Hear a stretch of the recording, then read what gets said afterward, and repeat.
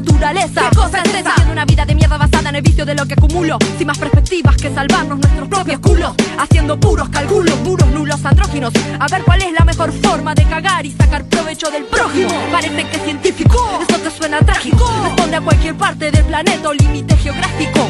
Estáticos, paralíticos, sobredosis, hipnosis, metamorfosis de un estado crítico. Estilo diurético laxante. La rima me ha enseñado a vomitar mi mierda y convertirla en arte para contarte desde otra parte. Compatriota del mismo mundo al comunicarte.